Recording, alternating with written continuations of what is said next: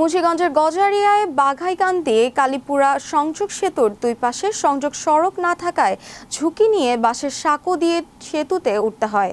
দুই দফা টেন্ডারের মাধ্যমে পৃথক পৃথক ঠিকাদারি প্রতিষ্ঠান পর্যায়ক্রমে মূল সেতুর নির্মাণ কাজ সম্পন্ন করলেও কার্যাদেশের সময় পেরিয়ে আরও অতিরিক্ত 1 বছর পরও সেতুর দুই পাশে সংযোগ সড়ক নির্মাণ না হওয়াতে ভোগান্তির শিকার হচ্ছেন কয়েকটি গ্রামের প্রায় 10 সহস্রাধিক মানুষ।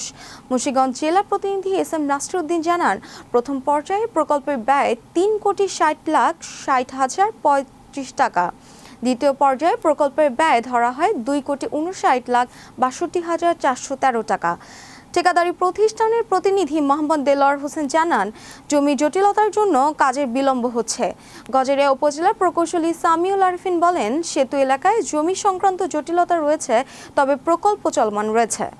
কিভাবে রাস্তা নাই, কিছু নাই, ব্রিজ হলে সারা ব্রিজের রাস্তা লাগবো। আর এই যে মোর্চা আছে, এই মোর্চাতে গাড়ি উঠতে পারতো না। গাড়ি উঠতে পারছেন, গাড়ি যাইতে পারবো। গাড়ি ডেলি অ্যাক্সিডেন্ট করবো 3টা এই জায়গাটা পাইতে। তা ক্যাম্পে কি হবে এটা? আর রাস্তা বেটার এই মনে করেন এগুলো দিতেও না, রাস্তা সেই ব্রিজ বাড়াগুলো।